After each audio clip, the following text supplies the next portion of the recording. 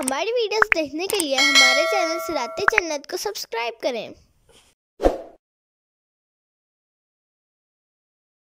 سورہ حدید آیت نمبر 27 کی بقیہ تفسیر۔ بدعت حسنہ جائز اور بدعت سیئہ ممنوع ناجائز ہے۔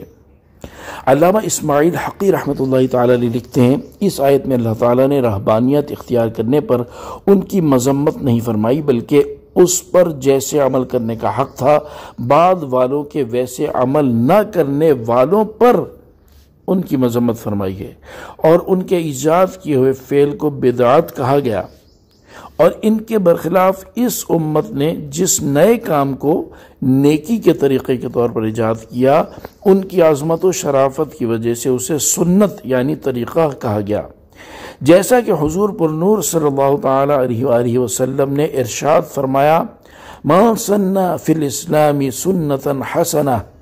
جس نے اسلام میں اچھی سنت طریقہ ایجاد کیا۔ اس حدیث میں حضور اقدس صلی اللہ تعالی علیہ وآلہ وسلم نے ہمیں اسلام میں نیک طریقے نکالنے کی اجازت دی ہے،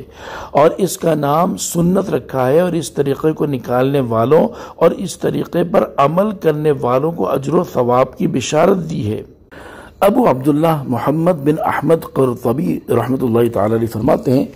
یہ آیت اس بات پر دلالت کرتی ہے کہ ہر نیا کام بدعت ہے، تو جو اچھی بدعت نکالے اسے چاہیے کہ وہ اس پر ہمیشہ قائم رہے اور اس کی ضد یعنی مخالف چیز کی طرف عدول نہ کرے، ورنہ وہ اس آیت میں مذکور فسق کی وعید میں داخل ہوگا۔ حضرت علامہ مفتی نعیم الدین مراد آبادی رحمۃ اللہ تعالی علیہ فرماتے ہیں، اس آیت سے معلوم ہوا کہ بدعت یعنی دین میں کسی بات کا نکالنا، اگر وہ بات نیک ہو اور اس سے رضائے الہی مقصود ہو تو بہتر ہے، اس پر ثواب ملتا ہے اور اس کو جاری رکھنا چاہیے۔ ایسی بدعت کو بدعت حسنہ کہتے ہیں، البتہ دین میں بری بات نکالنا بدعت سیئہ کہلاتا ہے، وہ ممنوع اور ناجائز ہے، اور بدعت سیئہ حدیث شریف میں وہ بتائی گئی ہے جو خلاف سنت ہو، اس کے نکالنے سے کوئی سنت اٹھ جائے،